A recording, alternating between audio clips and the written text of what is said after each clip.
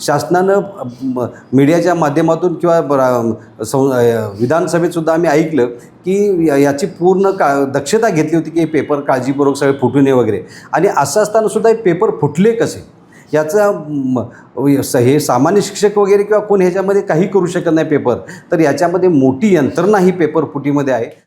खरं तर या परीक्षेसाठी एवढंच म्हणावं लागतं की वाजंत्री आले, वऱ्हाडी आले, घटिका भरली पण नवरीच पळून गेली, अशी अवस्था शिक्षण क्षेत्राची झालेली आहे. समाजानं सुद्धा यासाठी पेटून उठलं पाहिजे. समाज जर पेटून उठला नाही तर कदाचित पुढच्या 5-50 वर्षाच्या काळामध्ये कोणीतरी ज्योतिराम फुले आणि महात्मा फुले होण्याची पाळी येईल.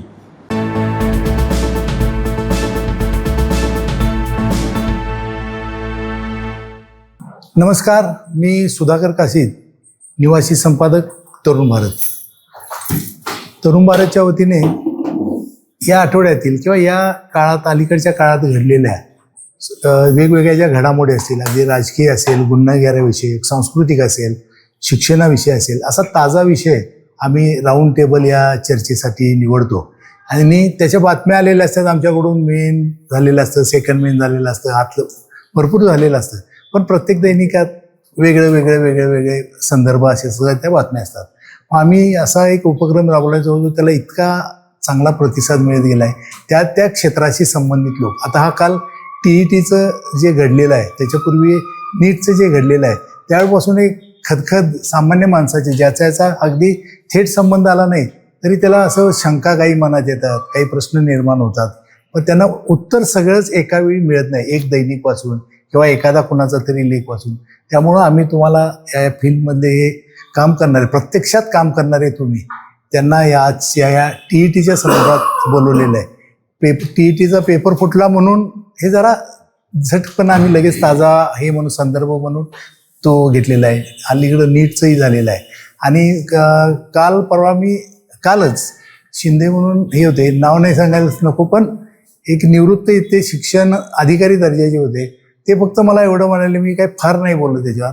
आत्ता फक्त बातम्या आल्या TETचा पेपर फुटल्याचं, एवढं फक्त म्हणले. म्हणजे अगोदर किती झाले असेल हे त्यांच्यासारख्यांना माहिती आहे. त्या माणसानं अगदी 2 शब्दात आपली प्रतिक्रिया ती व्यक्त केली.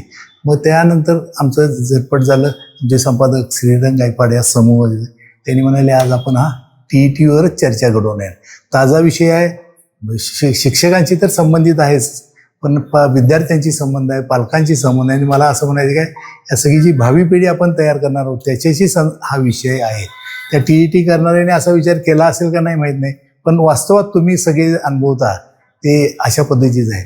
कोल्हापूर जिल्ह्यातल्या शिक्षकांची, कोल्हापूर महापालिकेच्या शिक्षकांची परंपरा, इथल्या खाजगी शाळेतील शिक्षकांची परंपरा खूप मोठी आहे. आता विद्यार्थ्यांची पळवापळी सुरू झालेली आहे. तुम्ही बघता पटसंख्या वाचवायचा प्रयत्न करतायत. मी अगदी धाडसानं सांगतो, असं नव्हे, वास्तव असं आहे की आपल्या शाळेला येणारी मुलं रिक्षातून किंवा वाहनातून यावी म्हणून त्याचे फी भरणारे शिक्षक इथं, आता मी सांगत नाही, पण स्वतःच्या पगारातून तिचं शुल्क भरतात. आणि मुलं आपल्याला शाळेला यावीत, पटसंख्या टिकून राहावी, आपली नोकरी टिकून राहावी, गुणवत्ता राहावीसाठी यासाठी प्रयत्न करा. अगदी वास्तव म्हणजे वास्तव आहे. म्हणजे माझ्यापेक्षा जास्त आणखी त्यातल्या बारीक खोलातलं तुम्हाला सगळं हे माहीत असेल. TETचा हा जो आहे त्याच्यासाठी आणि नीट या संदर्भात शिक्षणाच्या व्यवस्थेचं कसं असं विस्कळीतपणा आणि काही आलेलं. कोल्हापुरात फक्त मला वाटतं पेठे आणि निगवेकर हे 2च क्लास होते सर. सकाळी 6 वाजता क्लास भरायचे. पेठेंच्या क्लासमध्ये गणित शिकवायचे, निगवेकरांच्या क्लासमध्ये इंग्लिश शिकवायचे. विद्यार्थ्यांची 6-6:30 वाजता रांग लागलेली असायची. निगवेकर क्लासची अंबाबाईच्या देवळासमोर आणि पेठेची गंगावशी समोर. त्यावेळा त्यांच्या क्लासमध्ये माईक होता, मग विद्यार्थ्यांना शिकवायचे. त्याची पालकांच्यात आणि विद्यार्थ्यांच्यात खूप चर्चा असायची की अशा पद्धतीचे माईकवर आमचे शिर शिकवतात. आणि एक आदरयुक्त अशा पद्धतीचं ते सगळं वातावरण होतं. शिक्षक, प्राथमिक शिक्षक तरी महापालिकेचे शिक्षक, खाजगी शिकवले जाण्यात, आता शिकवणीला मी जातो असं समजलं तर मला ते तसं पालकांना आणि मला हे म्हणायचे, तू या अर्थी तिकडे जातोस त्या अर्थी. त्याला मान नव्हता क्लासला जाणाऱ्या. आणि अगदी सांगतो, आता कुठल्या अकॅडमीला विद्यार्थी जातो याच्यावर त्याचं एक स्टेटस स्तराल आहे. ह्या सगळ्या पार्श्वभूमीला तुमच्यासारख्यांच्या जाणकारांच्याकडून हे मिळावं, म्हणजे माहिती मिळावी, त्याला जोड मिळावी. आणि वास्तविक वाचकांच्या समोर यावं, या पिढीसमोर यावं, याच्यासाठीचा हा प्रयत्न आहे. TETचा पेपर हे एक निमित्त आहे, फुटला खालचा, हे सगळं निमित्त आहे. पण एकूणच या संदर्भात आपण जर बोलला, प्राथमिक शिक्षण, आता माध्यमिकचाही आहेच, पण आपण हे प्राथमिक शिक्षणाच्या संदर्भातले झालेलं आहे आणि TET संदर्भात आहे. आणि जसं मुलांना परीक्षेची भीती वाटते, तशी शिक्षक परीक्षेला घाबरतात. मी असं म्हणजे टीका म्हणून असं करत नाहीत, पण 50शीला आलेल्या, 48 वय असेल, 52 वय असेल, असे शिक्षक या TETला घाबरून कसे हे होतं त्यांची मनस्थिती. आता ते हुशार नाहीत का किंवा बुद्धिमत्ता नाही का, नाही आहे, पण एक विशिष्ट वय असं परीक्षा देण्याचं असं एक वय असतं, त्याच्या पलीकडे ते शिक्षक गेलेत, त्यामुळे ते घाबरतात. प्रमोशन नको पण आम्ही रिटायरमेंट घेतो या मनस्थितीला येतं. या सगळ्याचा उहापोह माझ्या याच्यापेक्षा तुमच्याकडून झाला तर अधिक चांगलं होईल.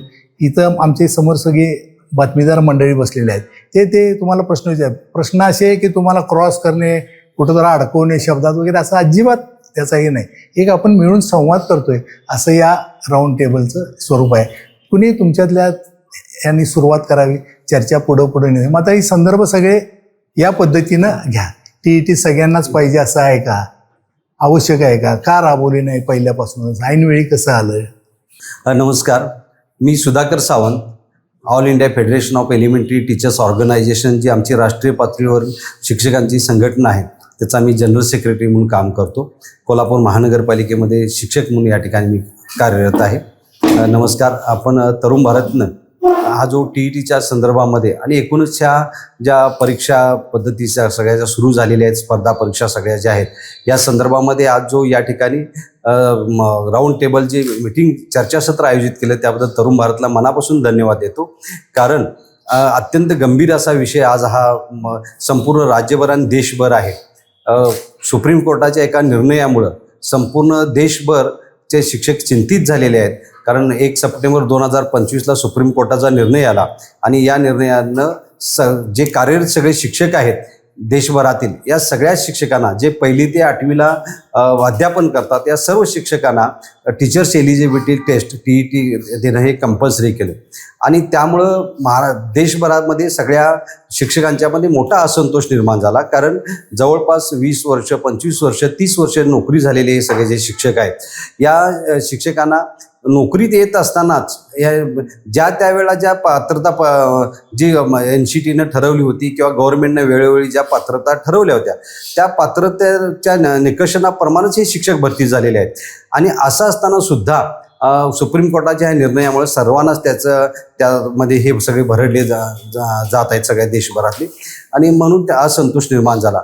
आणि त्यानंतर अनेक राज्यांनी किंवा संघटनांनी आम्ही सुप्रीम कोर्टामध्ये रिव्ह्यू पिटिशन दाखल केली, पण ते रिव्ह्यू पिटिशनचा सुद्धा सुप्रीम कोर्टानं फार गांभीर्याने विचार केला नाही.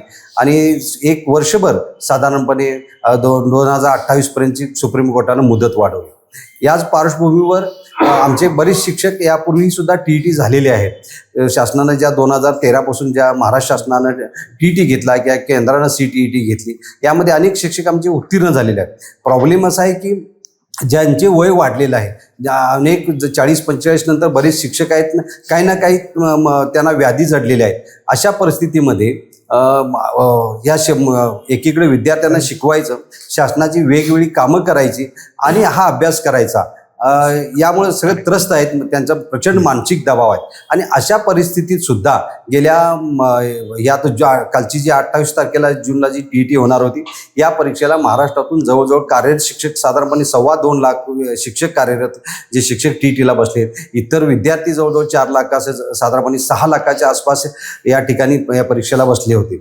आणि अशा परिस्थितीमध्ये शिक्षकांनी गेले मे महिनाभर पूर्ण जनगणनेचं काम केलं, BLOचं SIRचं काम चालू आहे. या सगळ्या परिस्थितीला तोंड देत अभ्यास केला आणि अभ्यास करून एकदा ही परीक्षा देऊन यातून एकदा बाहेर पडूया म्हणून तयारी केली असताना सुद्धा काल ही अचानक घटना घडली आणि TET परीक्षा रद्द करावी लागली.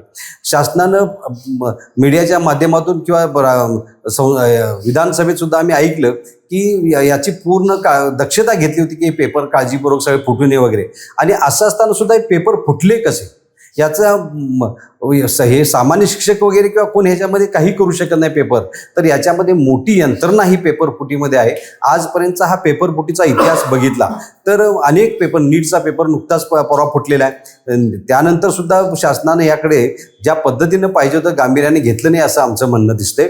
कारण जी पेपरचे सेटिंगपासूनची संपूर्ण वितरणाची आणि छपाईपासूनची सगळी यंत्रणा, या यंत्रणेमधले कोणीतरी नक्की याच्यामध्ये सामील असल्याशिवाय हे घडणं शक्य नाही आहे. आणि यापूर्वीसुद्धा 2018मध्ये काही किंवा त्याच्यापूर्वी बऱ्याच वेळेला हे पेपर फुटी प्रकरण गाजलेलं आहे. आणि मध्य प्रदेशमध्ये मोठा व्यापम घोटाळा झाला.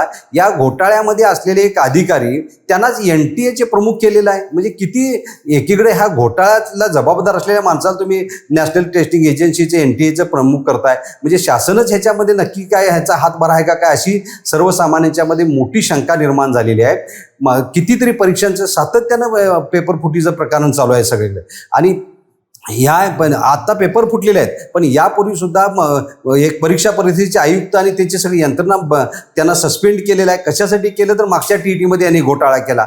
म्हणजे सातत्यानं वेगवेगळ्या माध्यमातून हे परीक्षांचे घोटाळे करायचे आणि सर्वसामान्य जे शिक्षक असतील किंवा बाहेरचे विद्यार्थी असतील यांच्या सगळ्या आयुष्याचं वाटोळं लावायचं काम या निमित्तानं झालेलं आहे. आज पैसेवाल्यांनी काही जणांनी मागच्या काळामध्ये TETच्या ह्या फुटीच्यामध्ये पैशाच्या माध्यमातून त्यांनी जे शिक्षक काही नेमले गेलेत, आता सुपेसारखे अधिकारी वगैरे, त्याच्यामध्ये कोट्यावधी रुपये यांच्याकडे सापडले. कसे काय सापडले यांच्याकडे एवढे पैसे सगळे? म्हणजे हे सगळे भ्रष्टाचार, ही यंत्रणा जी आहे ती आत्ताच आज पेपर फुटला म्हणून नाही आहे, ही वर्षानुवर्षे चालत आलेली यंत्रणा आहे असं आम्हाला दिसतंय. याच्यामध्ये जे पैसेवाले आहेत त्यांचं भलं होतंय, जे पैसेवाले नाहीत अशा विद्यार्थ्यांचं नुकसान होतंय, सर्वसामान्यांचं नुकसान होतंय. एकीकडे शासनाने ह्या सगळ्या प्रत्येक ठिकाणी ह्या सगळ्या परीक्षा लावलेल्या आहेत. आज 12वी नंतर तुम्ही LLBला घ्यायचं असेल तरी तिथं एंट्रन्स परीक्षा, ग्रॅज्युएट नंतर कुठल्या कोर्सला घ्यायचं असेल तिथं, म्हणजे प्रत्येक ठिकाणी एंट्रन्स परीक्षा लावल्यात. कशासाठी लावले त्या परीक्षा? या खाजगी क्लासवाल्यांचा धंदा चालवून आज अब्जावधी रुपये हे खाजगी क्लासवाल्यांचे सगळे धंदे चाललेले आहेत. अब्जावधी रुपये हा सर्वसामान्यांचा पैसा खाजगी क्लासवाल्यांना जातो. म्हणजे हे खाजगी क्लासवाल्यांचे हे सगळे धंदे चालावे म्हणून तुम्ही ही सगळी TETचे किंवा वेगवेगळ्या स्पर्धा परीक्षा, एंट्रन्स परीक्षा लावलेलात का? शिक्षण क्षेत्रावर जे तुम्ही अभ्यासक्रम लावला त्याच्यावर तुमचा विश्वास नाही आहे का? 12वीच्या परीक्षेवर विश्वास नाही का तुमचा?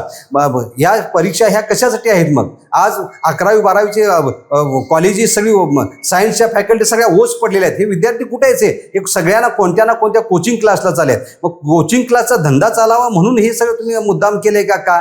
ह्या सक्षम केले नाही तुम्ही ही सगळी यंत्रणा? आणि नीट सारखा अभ्यासक्रम ज्या त्या आमच्या राज्याने का त्या नीट सारखा अभ्यासक्रम 11वी 12वीला सगळा केला नाही सगळा? आज ह्याच्यामुळं काय झालेलं आहे? याच्यामुळं समाजामध्ये प्रचंड विषमता झाल्या आहेत. ज्याच्या खिशामध्ये पैसे आहेत, ज्या वडिलांच्या खिशामध्ये, त्यांनी आपल्या मुलांना लाखो रुपये भरून या सगळ्या कोचिंग क्लासला पाठवलेले आहेत. आणि सामान्य जे शेतकऱ्यांची मुलं आहेत, गरिबांची मुलं आहेत, ती पाठवू शकले नाही आहेत. तामिळनाडू सरकारनं न्यायमूर्ती राजन न्यायमूर्ती यांच्याखाली एक कमिटी नेमली होती आणि त्या 2021 साली ती कमिटी नेमली. त्या कमिटीचा रिपोर्ट आला की ही नीटची परीक्षा सुरू झाल्यानंतर राज्यामध्ये जे मेडिकलला जे ॲडमिशन घेणारी जी मुलं होती, या मुलामध्ये सर्वसामान्य गोरगरिबांची, शेतकऱ्यांची, वंचित घटकांच्या मुलांची टक्केवारी फार कमी प्रमाणात त्याच्यामध्ये झाली. टक्केवारी घसरली यांची मुलांची. ही कशामुळे घसरली? कारण ती मुलं त्या अशा कोचिंग क्लासला जाऊ शकत नव्हती. आज सगळीकडे हे जे कोचिंग क्लासचं प्रचंड प्रमाणामध्ये जे पेव माजलेलं आहे. आज आमच्या TETच्या परीक्षेत सुद्धा अनेक कोचिंग क्लासेसवाल्यांनी ऑनलाईन क्लासेस सुरू केलं. मग ह्याच्यामुळं हे सगळं ह्या धंदा चालावा का काय भूमिका? आणि एकीकडं बहुजन समाजाला, सर्वसामान्याला शिक्षणाच्या प्रवाहातून बाहेर काढण्याचे सरकारचं मानस आहे का काय अशी शंका निर्माण होते. कारण सुप्रीम कोर्टाचा निर्णय एकीकडं, त्यानंतर अनेक राज्यांनी त्या निर्णयाच्या आधारे सुद्धा आपल्या ह्या सगळ्यांच्यासाठी म्हणजे कार्यरत शिक्षकांची सगळी वेगळी TET घेतली. तर केरळ असेल, तामिळनाडू असेल, तेलंगणा असेल, यांनी वेगळी घेतली ना. आणि आमची भूमिका आहे की कार्यरत शिक्षकांची वेगळी TET घ्यावी आणि जे विद्यार्थी आहेत त्यांची TET वेगळी घ्यावी. कारण कार्यरत शिक्षक 25-30 वर्ष त्यांच्या जो तुम्ही आजपर्यंत त्यांना ट्रेनिंग दिलेलं आहे, त्यांनी शाळेमध्ये जे काय कृती कार्यक्रम राबवलेले आहेत, शासनाच्या वेगवेगळ्या शिक्षणाच्या संदर्भात जे योजना राबवलेल्या आहेत, उपक्रम राबवले आहेत, याच्या आधारे तुम्ही त्यांची परीक्षा घ्या ना. का आज तुम्ही स्मरणशक्तीच्या आधारावर परीक्षा घेताय? ही परीक्षा स्मरणशक्तीच्या आधारावर घेणं योग्य नाही आहे. आज सुप्रीम कोर्टाच्या निर्णयामुळे राज्य सरकारांना जरी अडचण निर्माण झाली TET परीक्षेची, तरी माझी महाराष्ट्र सरकारला विनंती आहे निमित्तानं की आपण की महाराष्ट्रातल्या ह्या सगळ्या कार्यरत शिक्षकांसाठी वेगळी TET करावी. त्याचा अभ्यासक्रम आज जे आम्ही 10-20 वर्ष जे मुलांच्यासाठी जे शिकवलेला आहे अभ्यासक्रम किंवा तुमच्या ज्या शिक्षणासाठी जे काय काय बदल झालेले आहेत यावर आधारित तुम्ही ती परीक्षा घ्या. आणि ती परीक्षा घेत असताना परीक्षेचा बाऊ करू नका. आज परीक्षेचा पेपर फुटलं कशामुळं? आज त्या पेपर फोडणाऱ्यांना माहिती आहे लाख रुपये 2 लाख रुपये देऊन पेपर घेणारी मंडळी आहेत म्हणून त्यांनी फोडायचं धाडस केलं. आज प्रत्येकाला काय 1 लाख 2 लाख रुपये देऊन घ्यायचं मानसिकता झाली लोकांची. कारण 2028 नंतर मी नोकरीत राहिलो पाहिजे किंवा नवीन जे मुलं आहेत त्यानंतर काहीतरी करून मला नोकरी मिळायला पाहिजे. इकडे बेरोजगारांचे तांडे प्रचंड प्रमाणामध्ये आहेत. B.Ed बेरोजगारांचे प्रचंड तांडे आहेत आणि एकीकडे हे कार्यरत शिक्षकांचा प्रश्न तयार झालाय. यामधून काही जणांना वाटेल की आपण या खुशकीच्या मार्गाने पेपर मिळवावा आणि पेपर सोडवा म्हणून अशी ही घटना घडली. त्यामुळं सरकारनं हे जे परीक्षेचे जे स्तोम माजवलेले आहे मोठ्या प्रमाणामध्ये अनेक डिपार्टमेंटल परीक्षा होतात ना, कुणालाच कळत नाही कधी डिपार्टमेंटल परीक्षा झाली, कधी त्यांना प्रमोशन झालं, कधीच कळत नाही आहे.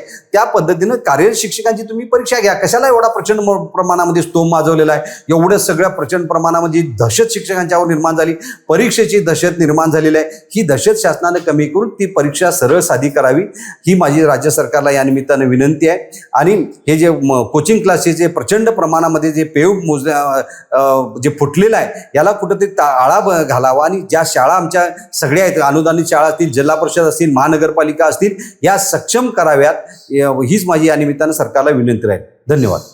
नमस्कार, मी संजय सौंदलगे मुख्याध्यापक संघामध्ये समन्वयक म्हणून काम करतो. अधिक कोरगावकर हायस्कूलला सध्या विद्यमान मुख्याध्यापक म्हणून कार्यरत आहे. सध्याच्या TETच्या पेपर फुटीच्या संदर्भात एवढंच सांगावं लागेल की शिक्षण क्षेत्रात ही दरोडेखोर लुटण्यासाठीच बसतात आणि खासदारांबरोबर आजकाल पेपर फुटण्यासाठीच असतात असं म्हटलं तर ते वावगं ठरणार नाही. कारण कुठलीही परीक्षा म्हटली, नीट असेल त्याच्यातही घोटाळा होतो, TET असेल त्याच्यातही पेपर फुटी होते. आणि ही पेपर फुटीचं ग्रहण हे आजकाल लागलेलं नाही. कारण एका अधिकाऱ्यानेही सांगितलेलं आहे की पेपर यापूर्वी प्रामाणिकपणे झालेत याची शाश्वती देता येत नाही. मागच्या TET परीक्षेमध्ये सुद्धा आपल्याला आठवत असेल की मुरगुडमध्ये काही लोक सापडलेली होती आणि त्यांचं सुद्धा बिहारपर्यंत कनेक्शन होतं. हे बिहारचं कनेक्शन महाराष्ट्रातून निर्माण होतं की काय अशी शंका येते. आणि महाराष्ट्रामधून जर कनेक्शन निर्माण होत असेल तर बिहार आणि महाराष्ट्रातला मधला दुवा कोण हेही आता शोधावं लागेल. कारण ही परीक्षा पास व्हावी, उत्तीर्ण चांगल्या गुणाने व्हावे याच्यासाठी फ्रेशर्स असतील, कार्यरत शिक्षक असतील, हे दिवस रात्र मेहनत करून अभ्यास करतात. खरं तर यावेळेला परीक्षार्थी असणाऱ्या शिक्षकांना तितकासा वेळ मिळाला नाही. कारण जनगणनामध्ये असंख्य शिक्षक प्रगणक म्हणून कार्यरत होते, जे प्रगणक नव्हते ते पर्यवेक्षक होते.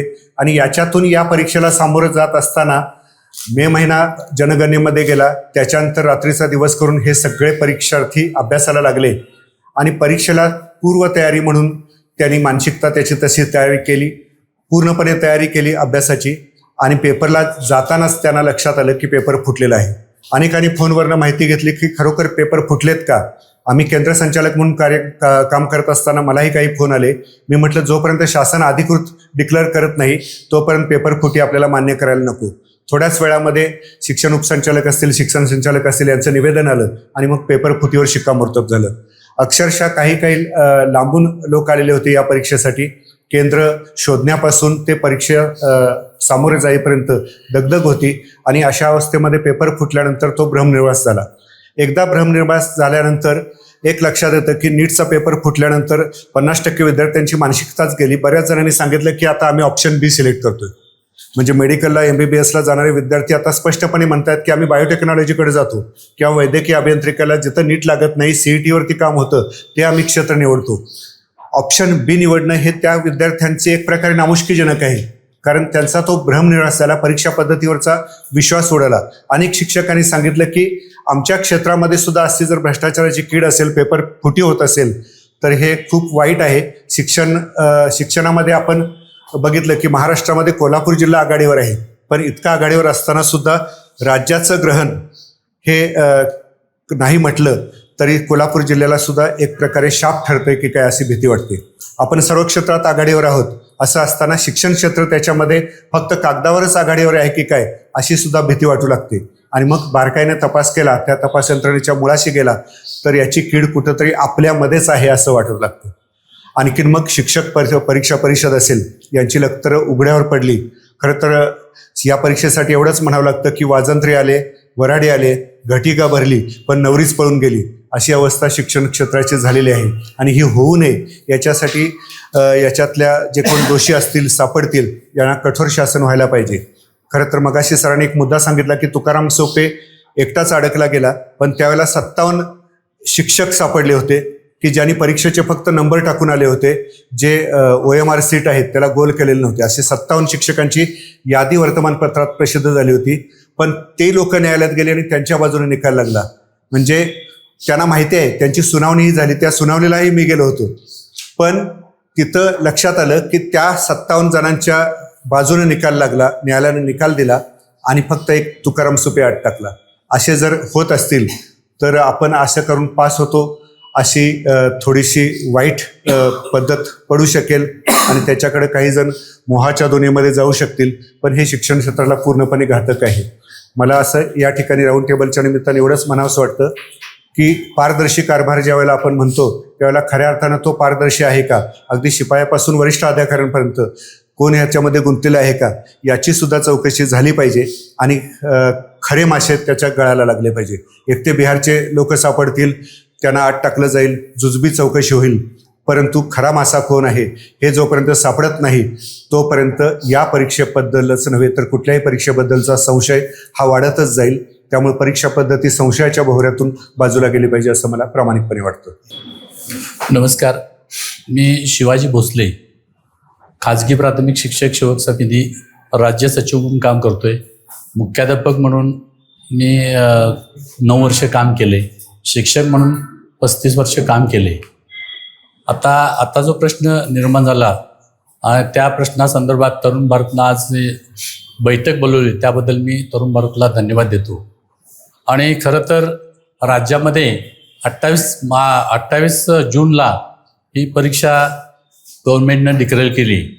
यामध्ये साधारणपणे 1727 केंद्र महाराष्ट्र शासनानं तयार केलेली होती. त्यामध्ये पेपर 1साठी 2,58,061 विद्यार्थी, तर पेपर 2साठी 3,42,064 असे एकूण 6,01,25 विद्यार्थी या ठिकाणी यामध्ये सहभागी झाले होते. खरं तर शासनाचं धोरण असं असावं की ह्या प्राथमिक शाळा पूर्ण मोडाव्यात आणि खाजगीकरण पूर्ण यावं. हे एवढ्यासाठी म्हणतोय मी, कारण जेवढा निकाल जर बघितला आपला तर साधारणपणे 2%, 3%, 5%च्या आसपास निकाल असतो. म्हणजे कोणीतरी वैतागून ह्या क्षेत्राकडे येऊ नये आणि हे प्राथमिक विभाग असेल किंवा माध्यमिक विभाग असेल, मराठी माध्यमाचं सगळं बंद पडावं आणि शासनाच्याच म्हणजे खाजगी शाळा यांना कुठंतरी प्रोत्साहन द्यावं या उद्देशानं केलं असावं. हे जर समाजानं सुद्धा यासाठी पेटून उठलं पाहिजे. समाज जर पेटून उठला नाही तर कदाचित पुढच्या 5-50 वर्षाच्या काळामध्ये कोणीतरी ज्योतिराम फुले आणि महात्मा फुले होण्याची पाळी येईल. आज बघितलं जिल्हा परिषदमध्ये प्रमोशन झाली, काल प्रमोशन झाली, एकदम ज्युनियर लोकांना ती प्रमोशन मिळाली. खरं म्हणजे इतर क्षेत्र आणि आपलं क्षेत्र यामध्ये विचार केला तर बऱ्याच क्षेत्रामध्ये नोकरीला लागताना तो शिपाई असतो आणि सेवानिवृत्त होत असताना अधीक्षक म्हणून रिटायर होतो. अशी बरीचशी उदाहरणं आहेत. कुठं तरी शेवटचं 1 किंवा 2 वर्ष असेल तर त्याला प्रमोशन मिळते. आज बरेचसे कॅन्डिडेट किंवा शिक्षक 1-2 वर्ष असताना त्या TETमध्ये सूट असताना सुद्धा प्रमोशनमध्ये नाव आहे. आपण जर ही परीक्षा दिली तर आपल्याला कुठंतरी एखादं वर्ष प्रमोशनचं मिळेल या भावनेतून परीक्षेला बसले होते आणि त्याच्यावरच ह्या पेपरफुटीचा दणका बसला आणि त्यामुळं हजारो शिक्षकांना महाराष्ट्रातल्या या प्रमोशनपासून वंचित राहावं लागणार आहे. आणि याला सगळ्यात जबाबदार कोण असेल तर शासन आहे. माझं एक स्पष्ट मत आहे की पूर्वीच्या काळी आम्ही लहान असताना ऐकलं असेल जळकी 10वी. त्या पद्धतीनं ज्यांनी फॉर्म भरले त्यांनी यावर्षी पास करून टाकावं अशी माझी नम्र विनंती आहे. का? कारण ज्याचे 1-2 वर्ष राहिल्यात कुठंतरी प्रमोशन त्याला मिळणार होतं, पण त्या प्रमोशनपासून सुद्धा त्याला वंचित राहावं लागते. त्यामुळे महाराष्ट्र शासनाने विचार करावा आणि जे परीक्षेला आता फॉर्म भरलेले आहेत त्यांनी पूर्ण तयारी केलेली होती. आता तो शिक्षक तसं बघितलं तर सुधाकर सावंत सरांनी सांगितलं पूर्वीच्या काळी जिल्हा परिषदला शिक्षक भरत असताना तुमची ह्याची परीक्षा असायची, निवड मंडळाची परीक्षा असायची. आणि निवड मंडळाची परीक्षा देणं म्हणजे तेवढं सोपं नव्हतं. अशा पद्धतीचीच परीक्षा असायची. किंबहुना DED BED पेक्षा सुद्धा त्याची काठीण्य पातळी जी होती ती त्या काळातली चांगल्या पद्धतीची काठीण्य पातळी होती. आणि त्याचा निकाल सुद्धा मेरिटनुसार अगदी व्यवस्थितपणे होत होता. आणि अशा परिस्थितीमध्ये त्याने परीक्षा देऊन झालेल्या आहेत. त्याचा गांभीर्याने विचार करून महाराष्ट्र शासनानं त्या जळकी 10वी जशी पूर्वी झालेली होती त्या पद्धतीनं ज्याने फॉर्म भरलेत त्यांना यातून सवलत द्यावी. जळकी डिग्री देखील एक होती. हा, डिग्री जळकी शिक्षणाधिकारी व्हायचं असेल तर BED किंवा DED पाहिजे, कंपल्सरी BED किंवा DED पाहिजे. आणि आत्ताच्या शासन निर्णयानुसार काय, जर तो ग्रॅज्युएट असेल तर तो बाकीच्या स्पर्धा परीक्षा देऊ शकतो, तसेच शिक्षणाधिकारी देऊ शकतो. मग त्यानं कुठल्याही प्रकारची म्हणजे अशी परीक्षा न देता सर त्याला शिक्षणाधिकारी BED किंवा DED न होता जर तो शिक्षणाधिकारी होत असेल तर आम्ही BED DED होऊन शिक्षक का म्हणून राहू शकत नाही, याचा शासनानं विचार करायला पाहिजे. हां, मी संजय ज्योतिबा पाटील, शहराध्यक्ष, महाराष्ट्र राज्य प्राथमिक शिक्षक समिती, कोल्हापूर शहर. काल जी होणारी 28 तारखेची जी परीक्षा होती यासाठी आम्ही सर्व शिक्षकांनी, इन सर्व्हिस शिक्षकांनी खूप प्रयत्न केले होते. अगदी एप्रिलचा महिना आमचा निकाल करणे, विद्यार्थी 60-60, 70-70 वर्गात असल्यामुळं तो निकाल करण्यामध्ये तो महिना गेला. मे महिन्यामध्ये आम्हाला जनगणनेचं काम होतं. आणि आता जूनमध्ये सुद्धा ट्रेनिंग आहेत, 3री 4थीचं आहे, 6वीचं ट्रेनिंग आहे. परत ही सगळी कामं करत असताना वेळ काढून आम्ही शिक्षकांनी अभ्यास केला होता या परीक्षेसाठी. अगदी 15 वर्षापेक्षा अधिक सेवा झालेल्या आहेत. आता माझंच वय विचार केला तर माझं वय 52 आहे. आणि आम्ही एवढं सगळं दिव्य काम म्हणजे करून सुद्धा म्हणजे त्या पेपरला सामोरं जाण्यासाठी तयारी केली. आणि जेव्हा पेपर रद्द झाले समजले त्यावेळी खरोखरच शिक्षकांच्यामध्ये सुद्धा तणाव आला. आणि दुसरा प्रश्न असा पडतो मला की निवड मंडळामधून माझी निवड झाली 1997ला. लेखी परीक्षा घेतली, मुलाखत घेतली आणि मग त्यानंतर आम्हाला नियुक्ती दिली. मग पुन्हा परीक्षा कशासाठी असा एक प्रश्न आमच्या समोर निर्माण झालेला आहे. मग ती परीक्षा म्हणजे शासनाचाच त्या परीक्षेवर विश्वास आहे की नाही हा एक मुद्दा होतोय. दुसरी बाब, ह्या परीक्षा फक्त शिक्षकांच्यासाठी का? जेव्हा गुजरातमध्ये न्यायाधीशांनी विचारलं की आमच्या न्यायाधीशांच्यासाठी LLM परीक्षा पुन्हा पास व्हा म्हटलं तर आम्ही तरी पास होईन का? आणि असा म्हणजे इंजिनियर असू दे, डॉक्टर असू देत, पुन्हा परीक्षा 20 वर्षानं 25 वर्षांनी घेतात असं कुठंही जगात उदाहरण नाही. फक्त शिक्षण क्षेत्रामध्ये हे सगळं सुरू आहे. मगाशी सावंत सरांनी सांगितल्याप्रमाणे पैशाचा बाजार मांडलाय, ते सुद्धा महत्वाचं आहे की ऑनलाईन क्लासेसचे पेव फुटलेत. आणि एक जाहिरात येते की 399, 599चे नोट्स घ्या आणि मग तुम्ही 100% पास होणार. आणि मग काय होतंय असं झाल्यानंतर की माणसाला वाटतं की आपण बाबा घेऊया नोट्स, या काय 500-600 रुपयानं काय फरक पडत नाही, मन राहत नाही. आणि बऱ्याच आमच्या मित्र शिक्षक बांधवांनी ते नोट्स घेतलेत, पण ते वाचताना आता 45-50च्या पुढच्या शिक्षक म्हणजे डोळ्यांचं त्रास आहे, आजार म्हणजे त्रास आहे, त्यांना वाचन ते व्यवस्थित बारके नोट्स दिसत नाहीत. ते घेताना घेतलेत पण ते वाचले गेलेले नाहीत. आणि दुसरी गोष्ट NEP 2020 मध्ये सांगितलंय की घोकमपट्टीला महत्व देऊ नका. आणि आमचे 1ली ते 12वीचे असू देत, BAचे असू देत, सगळे जे पेपर आहेत ते विचार कौशल्यावर आधारित आहेत. जीवनामध्ये कसं ते आपण सामोरे जाणं उपयोजनात्मक आहेत. असं असताना फक्त स्मरणशक्तीवर आधारित ही परीक्षा का? आणि त्याचा आणि या शाळेचा, शालेय जीवनाचा काही काडी मात्र संबंध नाही. म्हणजे इतकं शिक्षकांच्याकडनं एवढ्या मोठ्या संख्येनं परीक्षेला शिक्षक बसावे, त्यांचे 1200 रुपये गुणिले तेवढे 6 लाख ती संख्या, म्हणजे कोट्यावधी रुपये कमवायचं यांचा हेतू आहे की काय, हा सुद्धा एक प्रश्न येतोय. आणि शिक्षकांना तणावात ठेवायचं म्हणजे त्यांच्या एकूण सेवेला कुठल्याही प्रकारचं महत्व दिलं गेलेलं नाही. आता कालचं जर उदाहरण सांगायचं झालं तर अगदी 2013च्या शिक्षकांना त्यांनी प्रमोशन दिलं. म्हणजे ज्याची सेवा 30 वर्ष झाली, 35 वर्ष झाली, त्यांना कुठलाही त्यात हे केलं नाही. आणि ह्यात सुद्धा म्हणजे मनमानी कारभार, कोर्टाचे वेगवेगळे निकाल आहेत. एकदा म्हणतात देऊ नका, एकदा द्या, म्हणजे कोर्ट सुद्धा फर्म नाही. आणि आताचे कसे निकाल लागले सगळं माहिती आहे आपल्याला. आता हे पेपर फुटी समजली म्हणून समजलं आपल्याला, इतके दिवस हे सगळं होतच होतं. तर याबद्दल पुन्हा तामिळनाडू असू देत, तेलंगणा असू देत आणि इतर राज्य जे आहेत त्यांनी जसं इन सर्व्हिस शिक्षकांसाठी जे ट्रेनिंग म्हणजे वेगळ्या परीक्षा आयोजित केल्यात अशा पद्धतीच्या परीक्षा आयोजित केल्या जाव्यात असं वाटतंय. त्याचबरोबर रिफ्रेशमेंट कोर्सेस जसं आहेत सर विद्यापीठात आहेत आता प्राध्यापकांना वगैरे की 1 महिना 2 महिन्याचं ट्रेनिंग असतं आणि त्यानंतर त्याच्यावर आधारित परीक्षा असते. म्हणजे त्या अभ्यासक्रमाशी निगडीत त्या शालेय अभ्यासाच्या निगडीत अशा प्रकारचं कोर्स प्रशिक्षणाद्वारे हे व्हावं, या परीक्षा व्हाव्यात असं मला वाटते. धन्यवाद. नमस्कार, मी राजेंद्र कोरे, राज्य सचिव, महाराष्ट्र राज्य मान्य खाजगी प्राथमिक शिक्षक आणि शिक्षकेतर महासंघ. मुळात TET परीक्षा ही का आली तर 2010 साली NCT जी राष्ट्रीय शिक्षण परिषद आहे त्यांना शासनानं अधिकार दिले की शिक्षकांची किमान पात्रता ठरवण्याची, आणि त्यानुसार किमान पात्रता ही TET ठरवण्यात आली. आणि या आधारे TET परीक्षा सक्तीची कुणाला करण्यात आली, जे यापूर्वी सेवेत आहेत आणि जे नव्यानं सेवेत लागणार आहेत. त्याचबरोबर परवाच्या जे जजमेंट झालं त्याच्यामध्ये सुद्धा असेल की तुम्हाला जर पुढच्या तुमच्या पदोन्नती आवश्यक असतील तर त्यासाठी तुम्हाला TET देणं आवश्यक राहील.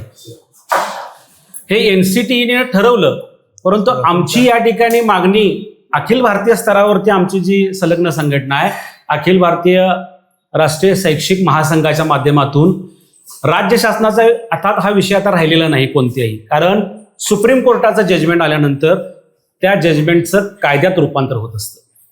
म्हणून जरी त्याचं कायद्यात रूपांतर होत असलं तरी जजमेंट देत असताना ते राबवत असताना जजमेंटच्या विरोधात असू दे किंवा जजमेंटच्या निमित्तानं असू दे, एखादा कायदा एखादा निर्णय मोठ्या प्रमाणावरती जर एखाद्या समाज घटकाला जर तो बाधक ठरत असेल तर त्याच्यामध्ये केंद्र सरकार असेल किंवा राज्य सरकार असेल तर त्यामध्ये एखादा विशेष ऑर्डिनन्स, एखादं विशेष विधेयक आणून त्याच्यामध्ये दुरुस्ती करत असतं. जवळजवळ देश पातळीवर विचार करायला गेलं तर 51 लाखपेक्षा जास्त शिक्षक हे TETच्या या प्रकरणामध्ये बाधित झालेले आहेत. म्हणून सगळ्यात पहिली आमची मागणी आता ही राज्य शासनाकडे राहिलेला नाही विषय, कारण हा राज्य शासन आणि केंद्र शासन या दोन्हीच्या सूचीमधला सामुदायिक विषय शिक्षण आहे. त्यामुळे आमची केंद्र शासनाला अशा पद्धतीची विनंती आहे की याच्यामध्ये केंद्र सरकारनं हस्तक्षेप करावा आणि जे शिक्षक विशेषतः 2010 पासून, परंतु महाराष्ट्रामध्ये विचार केला तर महाराष्ट्रामध्ये 13 फेब्रुवारी 2013 मध्ये याची सक्ती करण्यात आली आणि पूर्ण देशभर बघायला गेलं तर ऑगस्ट 2010 पासून याची सक्ती करण्यात आली. जे शिक्षक सेवेमध्ये आहेत त्यांना सुद्धा त्यांची शैक्षणिक गुणवत्ता, विद्यार्थ्यांची शैक्षणिक गुणवत्ता यांच्याशी कुठलीही तडजोड करता येत नाही, या कारणास्तव ही TET सक्तीची करण्यात आलेली आहे. तर आमची अशी मागणी आहे की 2010 पूर्वी राज्यभर असेल आणि महाराष्ट्र राज्यामध्ये विचार केला तर 2013 पूर्वी जे शिक्षक आपल्या सेवेत कायम झालेले आहेत त्या सगळ्यांना या TET परीक्षेमधून आपण सक्ती जी केलेली आहे ती सक्ती रद्द करावी. कारण आता मगाशी जी काही चर्चा झाली त्यानुसार जे शिक्षक नोकरीला लागलेले आहेत ते नोकरीला लागत असताना त्या काळात D.Ed झालेले आहेत, B.Ed झालेले आहेत आणि त्या काळात निवड मंडळ ज्यावेळी होतं त्यावेळी त्यांनी ती निवड मंडळाची परीक्षा दिल्या. आणि विशेषतः 2013 नंतर जर आपण विचार करायला गेलो तर पवित्र पोर्टलच्या माध्यमातून त्या ठिकाणी ह्या सगळ्या नियुक्त्या झालेल्या आहेत. पवित्र पोर्टल ज्या ठिकाणी आलं त्या ठिकाणी तुम्हाला TET असणं हे बंधनकारक आहे. त्यामुळे ज्या नियुक्त्या 13 नंतर झालेल्या आहेत त्या सगळ्या TET झालेल्या शिक्षकांच्या नियुक्त्या आहेत. त्यामुळं या शिक्षकांच्या संदर्भामध्ये आपण न बोलता जे पाठीमागे शिक्षक आमच्या आज 25 वर्ष असतील, 30 वर्ष असतील सेवा करतायत, या शिक्षकांच्यावरती प्रचंड प्रमाणात या ठिकाणी बर्डन आहे. त्याचं कारण असं आहे की 11 ते 5 पूर्ण वेळ त्याला शाळेत थांबायचं आहे. शाळेला यायचं म्हटल्यानंतर किमान 1 तास अगोदर त्याला शाळेच्या आवरावरी करून निघायचं आहे. शाळा सुटल्यानंतर सुद्धा त्याला लगेच शाळेतनं बाहेर पडता येत नाही, त्या ठिकाणी सुद्धा त्याचा अर्धा पाऊण तास जात असतो. त्यानंतर त्याला घरच्या जबाबदाऱ्या आहेत, स्वतःच्या व्याधी आहेत, मुलांची शिक्षण आहेत, मुलींचे लग्न आहेत, या सगळ्याचं बर्डन, घराचे घेतलेले कर्जाचे हप्ते आहेत, या सगळ्याचं कुठं ना कुठेतरी एक मानसिक दडपण त्याच्यावरती आहे. आणि हे असताना त्या शिक्षकाला पूर्ण वेळ अभ्यासासाठी मिळत नाही. मला वाटतं TETची सक्ती करत असताना त्याच्यामध्ये नमूद करण्यात आले की किमान 6 महिन्याची रजा त्यांना द्यावी अभ्यासासाठी, तरी तर 6 दिवसाची कोण रजा देण्यात आली. आता या TETच्या परीक्षेच्या आदल्या दिवशी सुद्धा शिक्षक शाळेत मोठ्या प्रमाणात कमी आहेत. मुळात रजा सुद्धा द्यायला कोण तयार नाही मुख्याध्यापक, का तर विद्यार्थ्यांचं नुकसान होते. त्यामुळे त्या पूर्ण शिक्षकाला पूर्ण वेळ आपला द्यायचा आहे आणि मग अभ्यास करायचा आहे. बरेच शिक्षक सकाळी 4 वाजल्यापासून अभ्यासला बसलेत. काही जण विशेषतः ह्यामध्ये कौतुक म्हणजे महिलांचं आहे. महिला दिवसभर शाळा करतायत, ते करून घरातली कामं करतायत, सगळ्यांचं जेवण पाणी बघायला पाहिजे. आजार पण घरामध्ये सासू सासरे आहेत, आजारी असतात, त्यांचंही बघायचं आहे. हे सगळं बघून ह्या महिला आमच्या अभ्यास करतायत आणि त्यानंतर ह्या परीक्षेला सामोरं जात आहेत. एक उदाहरण सांगितलं की पुण्यामध्ये ज्या शिक्षिकेनं 30 विद्यार्थी स्कॉलरशिपला आणले, तिला त्या गावातल्या लोकांनी गाडी सुद्धा गिफ्ट दिली. ती महिला आमची शिक्षिका टीईटी परीक्षेत नापास झाली. प्रश्न काय की उपयोजनात्मक ज्ञानावरती तुम्ही आधारित हे सगळं ठेवलेलं आहे आणि स्मरणशक्तीवरती आधारित ही परीक्षा ठेवलेली आहे. जे विद्यार्थी फ्रेश आहेत ते अभ्यास करतायत, कारण पूर्ण वेळ अभ्यासाला दिल्याशिवाय ही परीक्षा पास होणं शक्यच नाही. कारण याची काठिण्य पातळी इतकी मोठी आहे. आपण याच्या पाठीमागचे जर पूर्वीचे निकाल बघितले तर 2.5 ते 3% किंवा 4%च्या पुढे हा निकाल कधीच गेला नाही. गेल्या वर्षी याला अपवाद झाला. मोठ्या प्रमाणावरती याचा गवागवा झाल्यामुळं अनेक शिक्षक असतील, अनेक विद्यार्थ्यांनी मोठ्या प्रमाणात अभ्यास करून हा टक्केवारी 10% पर्यंत कुठेतरी येऊन पोहोचलेली आहे. आपण देशात जर विचार करायला गेलो तर 51 लाख शिक्षक या 2 वर्षात टीईटी पास होतील का?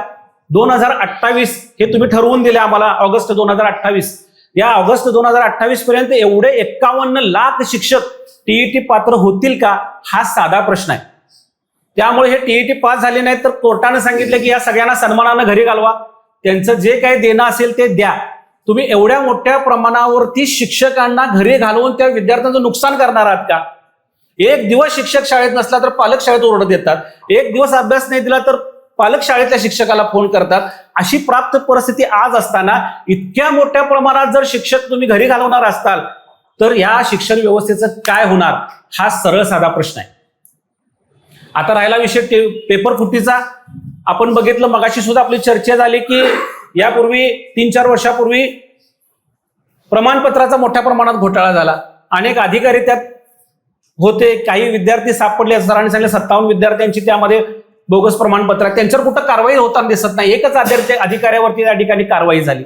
आता सुद्धा जे पेपर फुटीचं झालेलं आहे त्याचं कनेक्शन बघा, हरियाणा, बिहार आणि दिल्ली अशा ह्या ठिकाणी आहे. नेमका हा पेपर फोडला कोणी, का फोडला, कशासाठी फोडला, याचा सुद्धा विचार होणं गरजेचं आहे. त्यांना ही व्यवस्थाच या ठिकाणी कुठेतरी अडचणीत आणायची आहे का, हा सुद्धा प्रश्न आहे. आज भीतीपोटी जवळजवळ 2.25 लाख शिक्षक महाराष्ट्रातल्या ह्या परीक्षेला बसले. पुन्हा ही परीक्षा टीईटी झाल्यानंतर सीटीईटीची परीक्षा पुन्हा सप्टेंबरमध्ये आहे. त्याही परीक्षेला शिक्षकांनी आमचे अर्ज भरलेले आहेत. आज नाही म्हटलं तर जवळजवळ 72 कोटी रुपयेचा या ठिकाणी महसूल या निमित्ताने शासनाला मिळालाय. मग शासनाला महसूल पाहिजे म्हणून परीक्षा घेते का शासन, हा सुद्धा एक आम्हाला प्रश्न पडलेला आहे. आमची सरळ साधी मागणी आहे की शासनानं या विषयावरती हस्तक्षेप करावा आणि एक विशेष विधेयक आणावं लोकसभेमध्ये.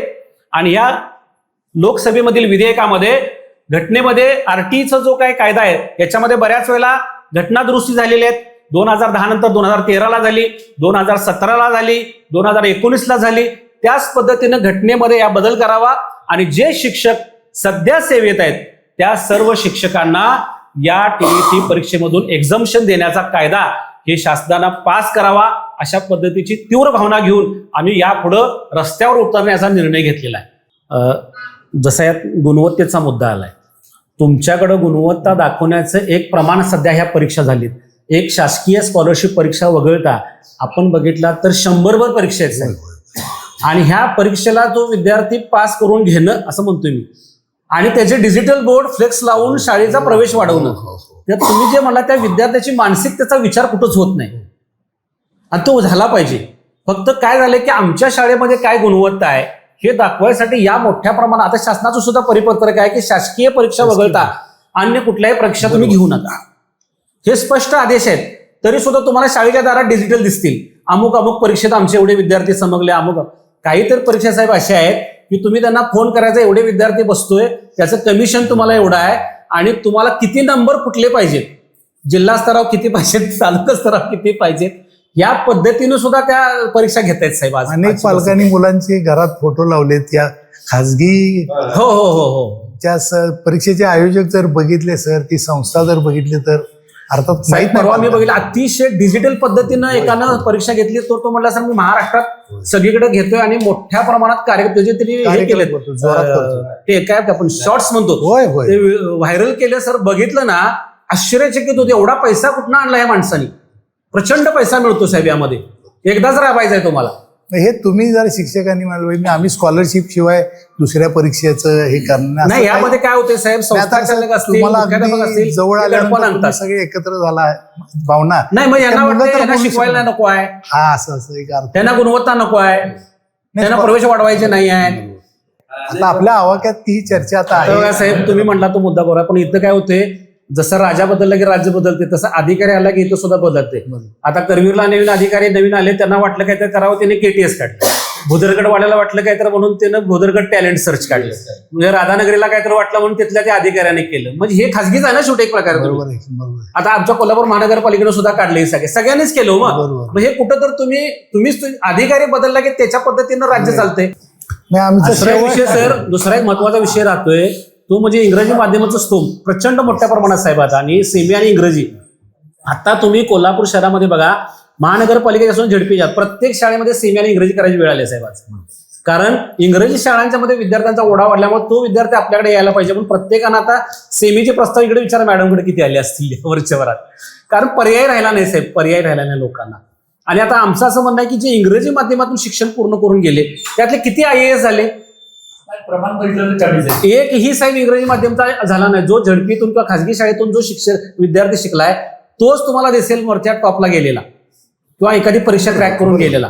इंग्रजी माध्यमातून शिक्षलेला विद्यार्थी कुठलीही परीक्षा क्रॅक करून वरती गेला असं उदाहरण आहे. आता आमच्या मॅडम डेप्युटी डायरेक्टर आहे, प्राथमिक शिक्षकांमधून तिथपर्यंत पोहोचले. एवढं सोपं नाही आहे साहेब. त्याचा परिणाम 2001 नंतर आतापर्यंत बघितला साहेब 25 वर्षाचा, तर प्रचंड शाळा साहेब हे इंग्रजी माध्यमाच्या वाढल्यात. आज इंग्रजी माध्यमाच्या शाळेला या अटी शर्ती काय फार नाही आहे साहेब, आणि कोणी काढते कुठेही लावते साहेब ह्या सगळ्या शाळा, आणि त्याचा परिणाम हा मोठा झालाय. मग आज इंग्रजी माध्यमाकडे शाळांचा जो ओघ वाढलाय पालकांचा त्याचा, त्यामुळे काय झालं साहेब की ह्या आमच्या सगळ्या शाळा मराठी माध्यमाच्या आणि ह्या सगळ्या शाळांच्यावर मोठा परिणाम झाला. आणि त्याच्यामुळं काय झालं साहेब की आमच्या ज्या अनुदानित शाळा कमी होणं, जिल्हा परिषद महानगरपालिका शाळेतल्या विद्यार्थी संख्या कमी होणं, ही कुठे गेली? ही सगळी इंग्लिश मिडियमकडे गेली साहेब. आणि मग ह्याला जबाबदार कोण आहे साहेब? तुम्ही आमच्या जिल्हा परिषद महानगरपालिका अनुदानित शाळेमध्ये उत्कृष्ट इंग्रजी बोलणारे शिक्षक जर तुम्ही नेमला असता त्याच वेळेला, तर आज ही वेळ आली नसती. पण ह्याच्या मागं साहेब सरकार आहे. सरकार स्पष्ट साहेब सांगतो तुम्हाला की अनुदान जे आहे हे अनुदान शिक्षणावरचं कमी करत आलेलं आहे सरकार, मग आरोग्यावरचं कमी करत आले, ह्या कल्याणकारी योजनेवरचं अनुदान सरकारनं कमी केलेलं आहे सगळं. आणि त्याचा परिणाम की ज्या अधिकाऱ्यानं वेगवेगळ्या डिपार्टमेंटमध्ये पैसे बचत केली त्याचा तुम्ही सत्कार करता. म्हणजे तुम्ही योजना, सरकारनं एखाद्या योजनेवर कोट्यावधी रुपये जाहीर केले किंवा बजेट धरलं, त्यातलं वाचवलं पैसे, तुम्ही पैसे वाचवण्याचे मार्ग केला. शिक्षण क्षेत्रामध्ये हे गरजेचं आहे काय? शिक्षण क्षेत्रामध्ये साहेब गरजेचं आहे की तुम्ही वेगवेगळ्या मुलांच्यासाठी, शिक्षकांसाठी, समाजासाठी योजना राबवायला पाहिजे. आणि दुसरा भाग साहेब मग सांगताना राहिला साहेब, हे जे पेपर फुटीचं प्रकरण आहे साहेब, त्याच्यामध्ये विजेंद्र गुप्ता नावाचा एक व्यक्ती आहे साहेब, गेले 25 वर्ष साहेब तो पेपर फोडण्यामध्ये मास्टर माइंड आहे साहेब. कालच्या पेपरमध्ये तोच आहे. तुम्हाला माहित नाही, तुम्हाला कोण हे चोरी करतंय, कोण काय करतंय माहित नाही, त्याच्यावर तुमचं लक्ष नको.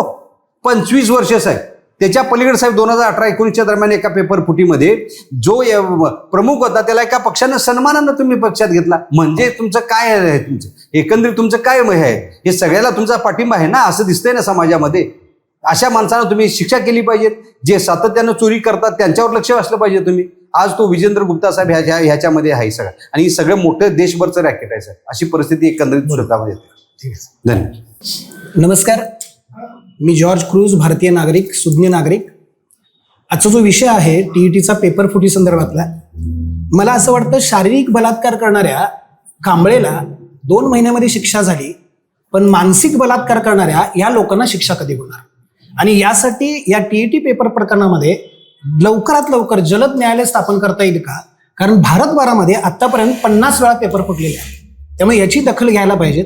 SSC GDचा पेपर फुटतो, उच्च न्यायालयाचा पेपर फुटतो, शिपायाचा, MPSCचा पेपर फुटतो. हे सगळे पेपर फुटी जर करायचे असेल तर सरकारने सरळ सरळ या जागांचा लिलाव लावावा, म्हणजे ज्याची पात्रता असेल तो ते पद घेईल आणि रिकामी होईल. सर एकच मिनिट, म्हणजे तुम्हाला सलगच एकच वाक्य सांगतो मी. काल आम्ही प्रतिक्रिया घेताना एक कोल्हापूरचे अतिशय चांगले प्रत्येकाच्या तोंडात आदरानं नाव असलेले निवृत्त शिक्षणाधिकाऱ्यांनी केलं असेल. त्यांनी मला अक्षरशः असं टोचलं मला छानपैकी मऊपैकी. ते म्हटले सुधाकर फक्त आज बातमी आली, एवढंच माझं हे आहे. पेपर फुटल्याची बातमी फक्त आज आली, त्यामुळे तुम्हाला महत्व वाटायला लागले एवढंच म्हटलं. आणि काय समजा ना, ठीक आहे. मुळात टीईटीची परीक्षा आणि त्याची संभ्रमावस्था आपण बघूया काय झाली. आपण जे बघतो की टीईटीला विरोध करतो, विरोध कशासाठी करावा आणि काय ऍक्च्युली काय घडतं. 1991ला जागतिकीकरण झालं. त्या जागतिकीकरणामध्ये शिक्षण हा सेवा न राहता उद्योगामध्ये गेला, हे पहिला समजून घ्या. आणि त्यामुळे 1991 नंतर झपाट्याने शिक्षण बदललं. आणि शिक्षण बदलत असताना सर्वोच्च न्यायालयाच्या असं लक्षात आलं की शैक्षणिक गुणवत्ता घसरते आहे, म्हणजे शिक्षणाचा गुणवत्ता, शिक्षणाची दर्जा घसरत आहे. तर काही शिक्षक जे ज्येष्ठ आहेत, मान्य आहे, जे मनापासून शिक्षक झाले, हाडाचे शिक्षक झालेत, नुसतं डीएड झालो बीएड होणं हा सुद्धा एक काहीतरी उद्योगाचा पर्याय, म्हणजे मला नोकरी लागावी म्हणून आहे. पण हाडाचा शिक्षक निश्चितपणे काही शिक्षकांनी टीईटी देऊन टीईटी पास झालेले आहेत, म्हणजे जे अभ्यासू शिक्षक आहेत ते टीईटी क्लिअर झालेले आहेत. बरं, सर्वोच्च न्यायालयाने असं का निर्णय दिला असेल, तोही विचार करून दिला असेल. मग हा पेपर फोडणारा नेमका कोण, पेपर का फुटतो आणि प्रत्येक परीक्षेचे पेपर का फुटतात, तर याच्या पाठीमागे फार मोठा आर्थिक सगळ्या घडामोडी दिसून येतात. तर याच्यासाठी केंद्र सरकारनं, कारण शिक्षण हा मुळातच समवर्ती सूचीतला विषय आहे, म्हणजे याच्यावरती केंद्रही कायदा करू शकतं आणि राज्यही कायदा करू शकतं. केंद्राने कायदा केलेला आहे. केंद्र सरकारनं public examination act prevention of unfair म्हणून तो केला आहे. आणि याच्यासाठी पेपर फोडणाऱ्यांना 3 ते 5 वर्ष शिक्षा आणि 10 लाखापर्यंत दंड आहे. आणि संघटित जर असेल तर त्याच्यासाठी जास्त, म्हणजे 1 कोटी रुपयापर्यंत दंड आहे आणि त्याची शिक्षा 5 ते 10 वर्ष आहे. आणि जर संस्थेने पेपर फोडला असेल तर संस्थेने पेपर फोडल्यानंतर त्या संस्थेला पूर्ण पेपर फुटीचा खर्च, जो काही परीक्षेला खर्च आला तो द्यावा लागतो. आणि त्या संस्थेला 4 वर्ष कुठल्याही प्रकारचं, म्हणजे त्यांचा संस्था चालवण्याचा अधिकार काढून घेतला जातो. तसं महाराष्ट्रामध्ये कुठलाही पेपर फुटला तर मोक्का अंतर्गत गुन्हा केला जातो. आणि ही सगळी कायद्याची जी गोष्ट आहे त्याला खूप लांब प्रोसेस आहे, त्यामुळे योग्य वेळी योग्य निर्णय मिळत नाही. जर कायदा कडक असेल आणि कायद्याचा धाक असेल तरच हे कंट्रोल होऊ शकतं, नसेल तर हे कंट्रोल होणार नाही. मुळात एक मुद्दा, शिक्षकांसाठी परीक्षा जी घेतली जाते टीईटी, 2013 पासून टीईटी सुरू झाली आणि शिक्षकांसाठी 23-24 पासून सुरू झाली, ज्या कार्यरत शिक्षक आहेत त्यांच्यासाठी. मुळात मला असं म्हणायचं आहे, 150 मार्काचा पेपर असतो. 150 मार्काच्या पेपरमध्ये 90 मार्काला पासिंग केलंय. समजून घ्या, म्हणजे मी कुणाच्या विरोधात नाही, मी बोलतोय ते खरं बोलतोय, बरं बोलत नाहीये. तर 150 पैकी 90 मार्क घ्यायला काहीच हरकत नाही. पहिला जो पेपर आहे टीईटीचा तो 150 मार्काचा आहे. दुसरा पेपरही 150 मार्काचा आहे. पहिल्या पेपरची काठिण्य पातळी 4थीच्या स्कॉलरशिपची आहे. जास्तीत जास्त आता 4थीला स्कॉलरशिप केले, पूर्वी 5वीला स्कॉलरशिप होती. आणि तिथे 90 मार्क तुम्हाला पडतात. ओपन असेल तर 90 पाहिजे, रिझर्वेशन असेल तर 82.50 पाहिजे, म्हणजे 83 मार्क पाहिजे.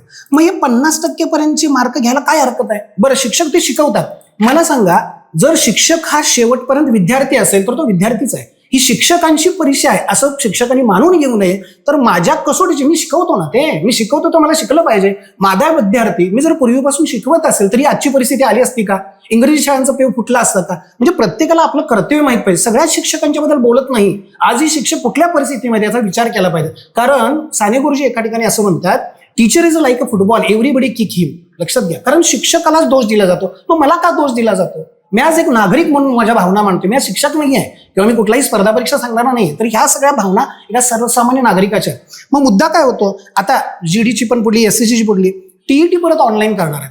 माझ्या ऑनलाईनला टोटली विरोध आहे. कारण ऑनलाईनचा पेपर शिफ्टिंगमध्ये असतो. First shift, second shift, third shift, fourth shift.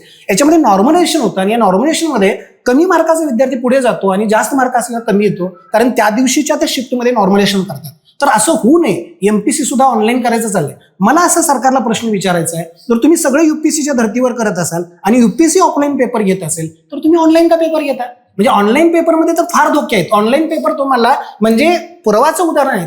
म्हणजे सेंटरला गेलं की तुम्हाला तिथल्या मुलाला जर, म्हणजे जो ऑर्गनायझेशन करतो त्याच्याकडे तुम्ही 25,000 30,000 दिला तरी तुम्हाला पेपर मिळतो. ही सत्य परिस्थिती आहे. मग मुलांनी शिकायचं कशासाठी हा माझा पुढचा प्रश्न आहे. मग शिकायचं असेल तर, कारण कुठलंही शासन हे लोककल्याणकारी शासन आहे. मग लोकांचं कल्याण जर तुम्हाला जमत नसेल तर सगळं हे बंद करा.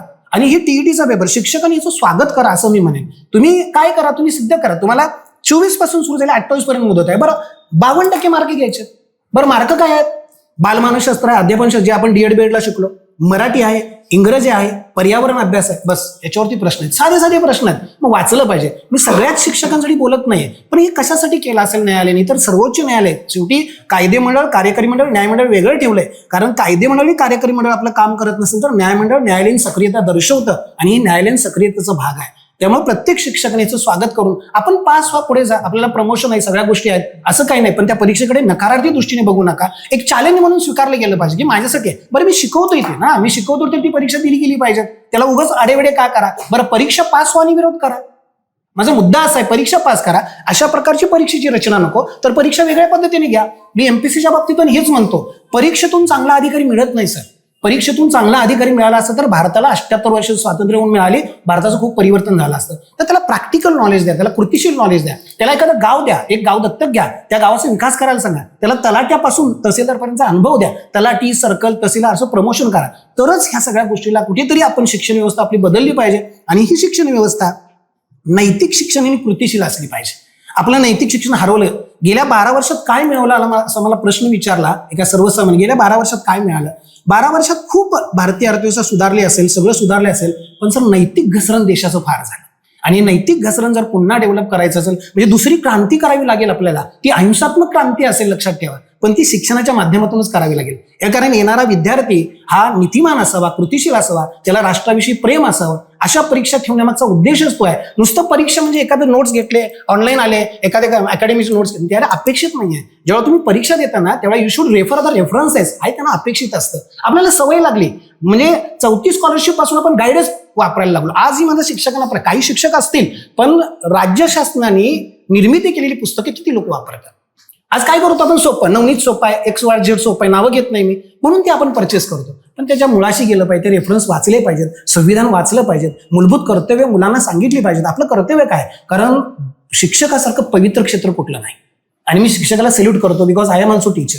त्यामुळे हे सगळ्या गोष्टीचा विचार करून या टीईटी पेपरला रस्त्यावर उतरलं पाहिजे प्रत्येक नागरिकाने. म्हणजे आज विद्यार्थी टीईटी देऊन, आज परिस्थिती अशी टीईटी नंतर परत टेट द्यावी लागणार आहे, यांचं सोडून त्या कार्यरत असणार आहे. पण बाहेरच्या शिक्षकाला काय करायचं आहे? त्याने बीएड करायची, टीईटी द्यायची, टेट द्यायची. 1 वर्ष झालं सर, अजून म्हणजे नावं नाही, पवित्र पोर्टलवर नावं नाहीयेत, अजून प्राध्यापकांची भरती नाहीये. म्हणजे तुम्ही काय करत चाललाय? एकतर तुम्हाला इथली शिक्षण व्यवस्था बंद करायची आहे, एक मुळात मनापासून ती शिक्षण व्यवस्था आणायची नाहीये. शिक्षण व्यवस्था बंद करणार असाल तर बहुजनांनी याच्यात उतरलं पाहिजे. ज्या सावित्रीबाई फुलेंनी, ज्या महात्मा फुलेंनी शिक्षण हे परिवर्तनाचं साधन आहे म्हणून शिक्षणाकडे बघितलं. शिक्षण हे नोकरीचं साधन नाही, त्याला आपण वेगळा अटॅच दिला आणि मग आपण शिक्षण नोकरी याचा संदर्भ जोडायला लागलो. आणि हा मुळात चुकीचा आहे. शिक्षणाने आपला स्वाभिमान जिवंत राहिला पाहिजे, शिक्षणाने आपलं राष्ट्रप्रेम जागृत राहिलं पाहिजे. हा खरा शिक्षणाचा हेतू आहे आणि ते शिक्षणाचं वैशिष्ट्य असते. त्यामुळे ह्या सगळ्या गोष्टीकडे आपण बारकाईने बघूया. आणि मी शिक्षक किंवा मी प्राध्यापक हे सगळं बंद करून टाका. शिक्षक हा शिक्षक असतो, शिक्षकाला राष्ट्र घडवायचं असतं. आणि राष्ट्र घडवायचं असेल तर प्रत्येकाने येऊ द्या ना, माझ्याच विषयाची मला परीक्षा द्यायची ना, मला कुठली वेगळी परीक्षा? बरं, त्या परीक्षेमध्ये चालू घडामोडी चॅप्टर नाहीये, म्हणजे तुम्हाला पेपर वाचायची गरज नाही. तुम्ही शिकवता तेच पेपर आहेत, तुम्ही जे अध्यापन करता तेच विषय तुम्हाला आहेत. मग शिकवायला काय अडचण नाही. बरं, असा क्रायटेरिया नाही की तुम्ही फर्स्ट, सेकंड, थर्ड या.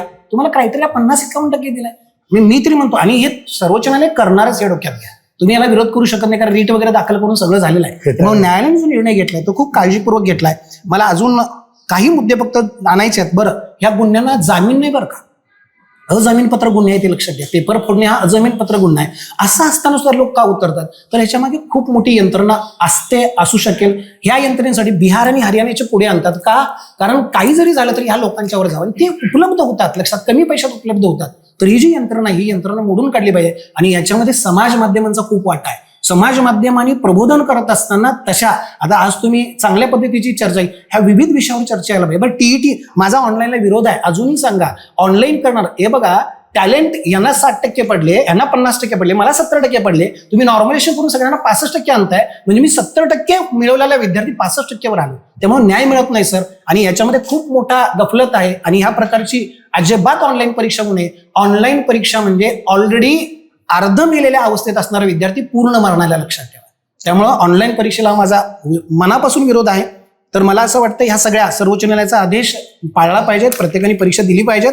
आणि माझं असं शेवटी जाता जाता एकच म्हणणं आहे, कुठलीही परीक्षा किंवा कुठलाही पेपर फुटणं हे देशासाठी लांछनास्पद आहे, राज्यासाठी लांछनास्पद आहे. आणि सर्वाधिक पेपर फुटी महाराष्ट्र राज्यामध्ये झालेला आहे, हे सगळ्यात वाईट आहे. म्हणजे महाराष्ट्र पुरोगामी राज्य म्हणून ओळखलं जातं आणि ह्या राज्यामध्ये पेपरफुटीमुळे म्हणून मला असं वाटतं की जी नैतिक घसरण झपाट्यानं झाली ना ती कुठेतरी सावरली पाहिजे आणि हे पहिलं काम शिक्षकांचं आहे. आज टीईटी पास व्हाल पास न व्हाल पण तुमच्या अधिकारामध्ये विद्यार्थी घडवण्यासारखं पवित्र क्षेत्र मिळालंय. मला मी पुन्हा असं म्हणतो शिक्षकासारखा खरंच पवित्र दुसरा कुठलाच उद्योग नाही, कुठलाच व्यवसाय नाही. पुन्हा जर मला जन्म मिळाला तर तो पुन्हा शिक्षकीच पेशाचा मिळाला, कारण शिक्षकी पेशा खरोखर देश घडवतो. त्यामुळे पुन्हा तुमचे शतशः आभार की तुम्ही इथे चांगल्या पद्धतीचा संवाद आणि चर्चा घडवून आणली. मला कोणाची मनं दुखवायची नाही, जे खरं आहे ते खरं बोलण्याचा मी प्रयत्न केला. धन्यवाद. थँक्यू. यांच्यासाठी कायदा आहे, पण काय होतं आता काय झालंय मी तुम्हाला प्रश्न सांगतो. ज्याच्याकडे पैसा आहे त्याच्यासाठी कायदा काहीच नाही आहे, फक्त कायदा गरिबांसाठी आहे. हे विधान कोटेड करून ठेवा, कारण हे सगळं मॅनेज होतं. आता मला सांगा मोठेगावकरांसारखी संपत्ती 150 कोटी 200 कोटी संपत्ती त्याने 5 कोटी देऊन अधिकारी मॅनेज करू शकतो. मला सांगा 5 कोटी जे मला मिळणार नाही रिटायरमेंट पर्यंत म्हणून नैतिक घसरण चालली. तो काय करेल? ऑफिसर जो SIT ऑफिसर आहे तो काय करेल? पैसे घेऊन रिटायरमेंट होईल. कारण मला अजून एक मुद्दा इथं प्रकर्षानं जो मांडायचा तो सर जरा कोटेड करा. प्रत्येक भारतीय नागरिकाला 100 कोटीपर्यंत उत्पन्नाची मर्यादा असावी. म्हणजे कोणीही असेल तर 100 कोटीपर्यंत उत्पन्न घ्या, त्याच्यानंतरचं सगळं उत्पन्न देश कार्यासाठी गेलं पाहिजे आणि ह्याच्यातून मग स्कॉलरशिप आणि सगळा तर देश घडेल. काय झालंय पैशासाठी इतकी आव आहे, कोणी माणूस समाधान नाही सर.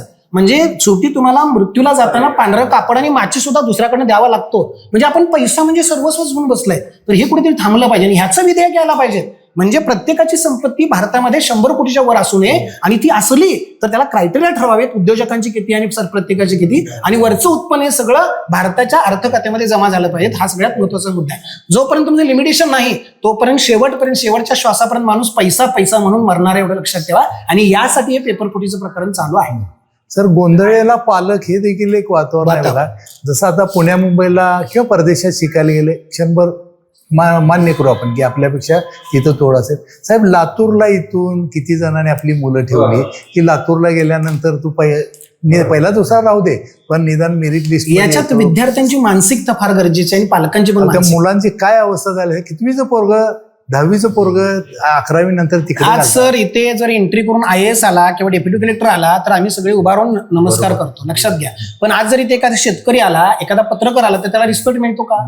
त्याला रिस्पेक्ट मिळवायचं असतं. ही मार्गदर्शक तत्वांनी मूलभूत कर्तव्य रुजवली पाहिजे विद्यार्थ्यांच्यात आणि यामुळे पालकांचं घडायला लागलंय. स्टेटस आज MPSC पास झाला, UPSC पास झाला त्याला स्टेटस आहे. आज पोलीस भरती झाला त्याला स्टेटस आहे. Because we all are the public servant. लोकसेवक आहोत आपण. आणि हे जोपर्यंत आपण विसरतोय ना, आपण साहेब म्हणतो तिथे चुकतो. कोणाला साहेब म्हणू नका आयुष्यात. मी पुन्हा सांगतो साहेब नाही आहे कोण, साहेब असेल तर आपण गुलाम आहे.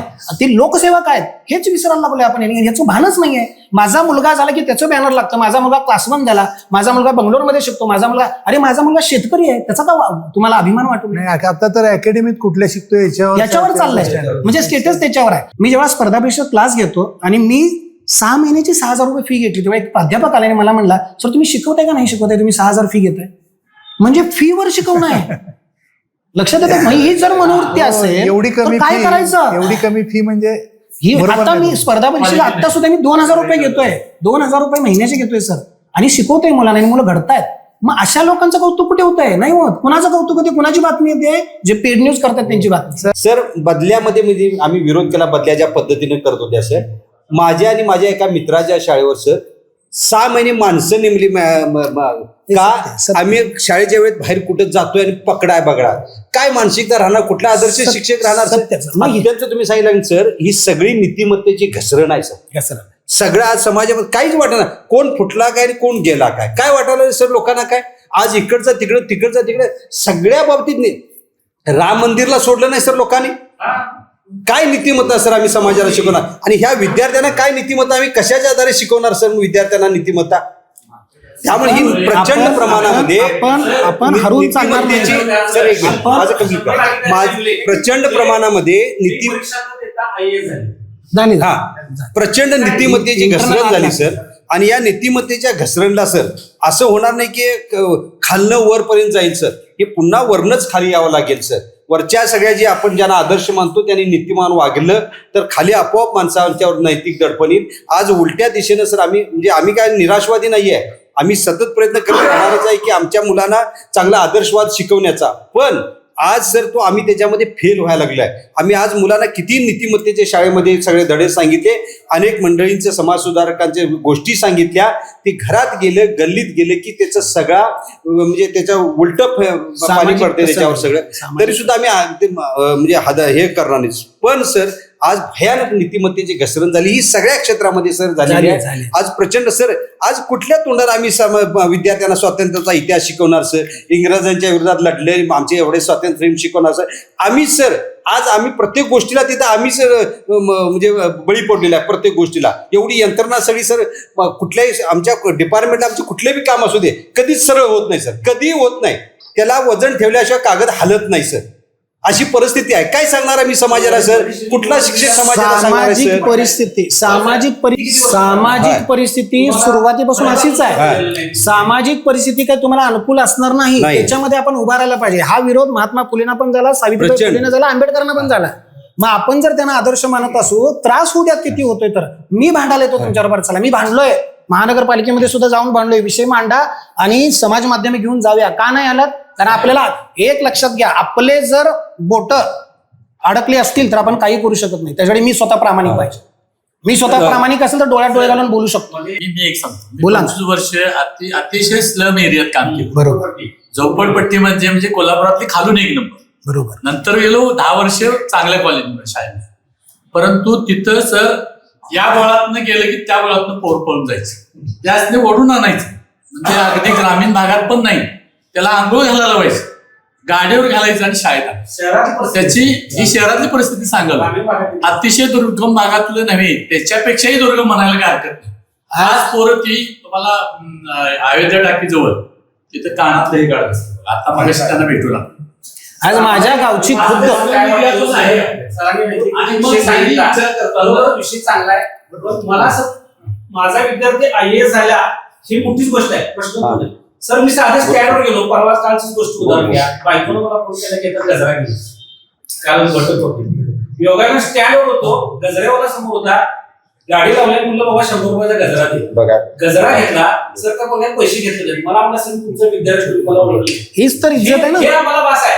एक लक्षात घ्या, मी दिलं तर नंतरच आहे, पण त्यानं मला ओळखून म्हणे 100 रुपये मी घेणार तुमचा विद्यार्थी, हे जे आहे ना हे नैतिक आहे. शिक्षक हा रस्त्यावर सारखाच असतो, रस्ता सगळ्यांना मार्ग करून देतो, रस्ता तिथेच राहतो.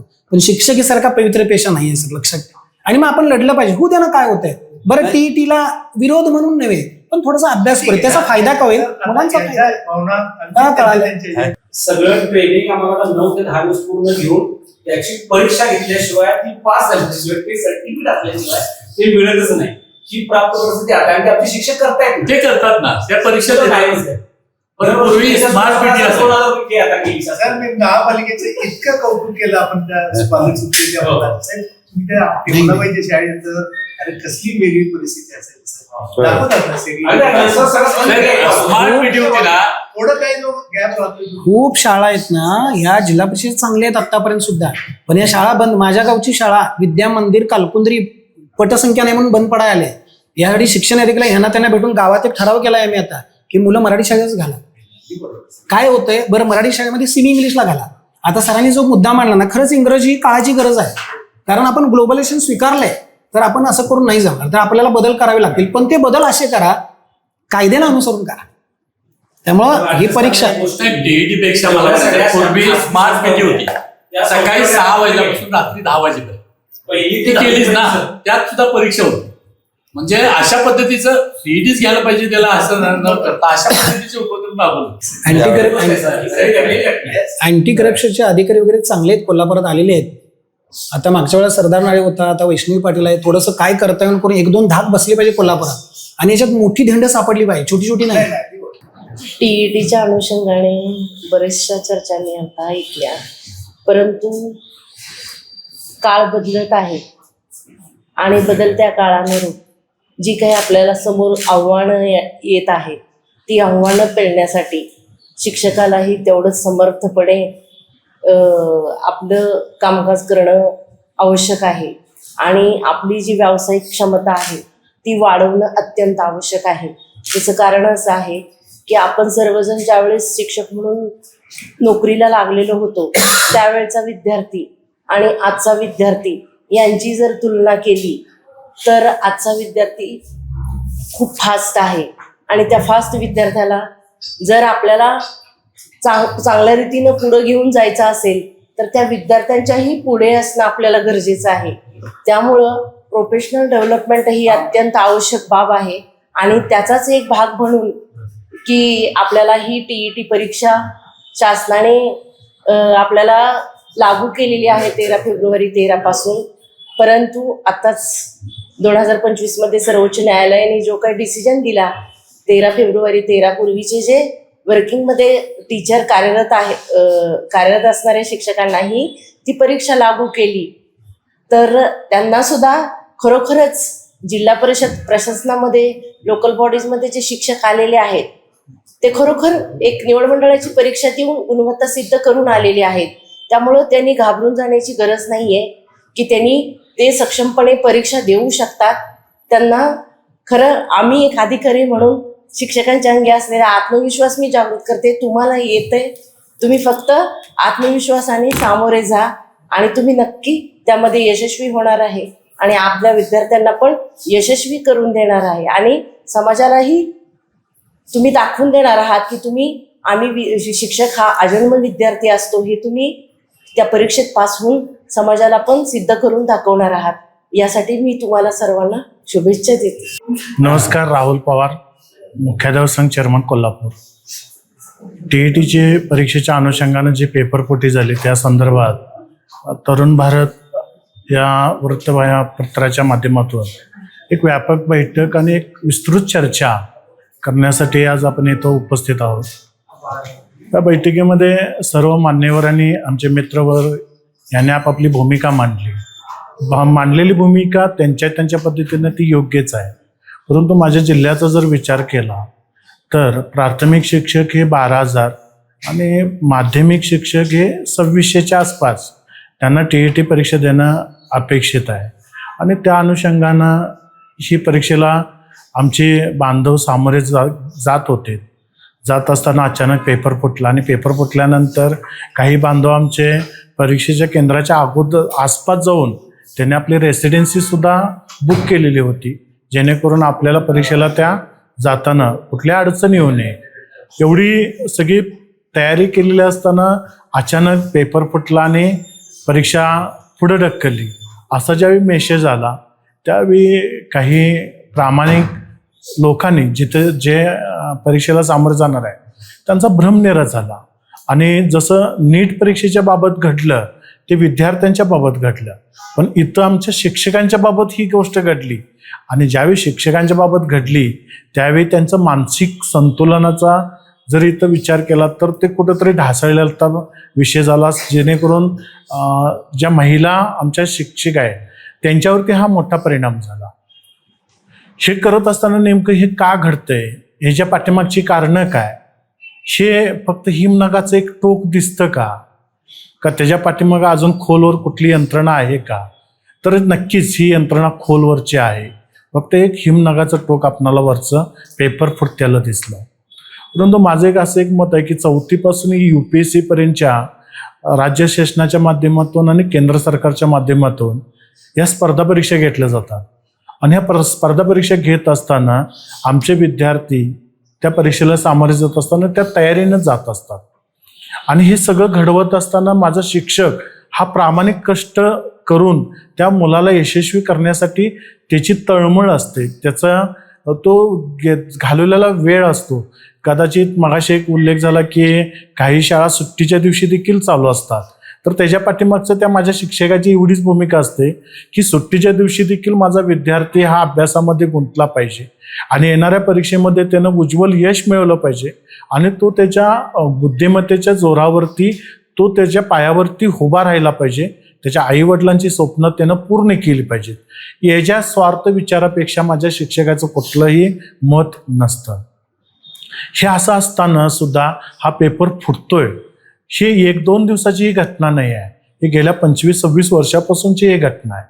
जर शिक्षक माझा जर राष्ट्र घडवण्याची ताकद जर त्याच्याकडे येत असेल तर राष्ट्र निर्मिती करत असताना राष्ट्राच्या विरोधात जी धोरणं राबवणारी जी लोक आहेत त्यांच्यावरती फक्त मोका लावून उपयोग नाही, त्यांच्यावरती त्याच्यापेक्षा मोठा कायदा आणि त्याच्यावरती कडक निर्बंध कसे निर्माण करता येईल या दृष्टिकोनातून राज्य सरकारनं आणि केंद्र सरकारनं एक विचार करणं आणि एक विधेयक भवनामध्ये आणून ते पारित करणं अपेक्षित आहे. जसं की भाजपप्रणित आघाडीचं जे काही उत्तर प्रदेशातील जे काही राज्य आहे त्या राज्यांना पहिल्यांदा TETच्या विरोधात सुप्रीम कोर्टामध्ये याचिका दाखल केली. दुर्दैवानं ती याचिका आमच्या शिक्षक बांधवांच्या विरोधात गेली, परंतु तिथल्या सरकारनं की तिथली जी काही शिक्षकांच्या प्रती जी होणारी जी परीक्षा आहे त्याचं एक वेगळं स्वरूप त्यांनी तयार केलं.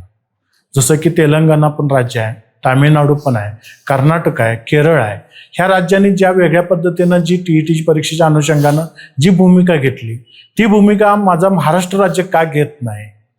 पूर्वी मी ज्यावेळी विद्यार्थी होतो त्या विद्यार्थी दशेत असताना महाराष्ट्र हे संपूर्ण देशाचं शिक्षण क्षेत्रातलं प्रयोगशाळा होती असं म्हटलं तर वावगं ठरणार नाही.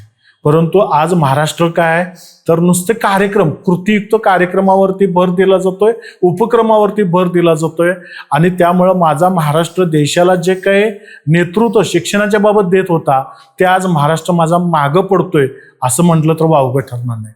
आणि ह्या दृष्टिकोनातून राज्य सरकारने सुद्धा याच्यावरती प्रखरने विचार करावा. शासनामध्ये काही अधिकारी आहेत, अधिकाऱ्यांनी देखील या संदर्भात राज्य सरकारला सुद्धा ह्या गोष्टी निदर्शनास आणून द्याव्यात ही अशी मी मागणी करतो आणि या ठिकाणी थांबतो. धन्यवाद.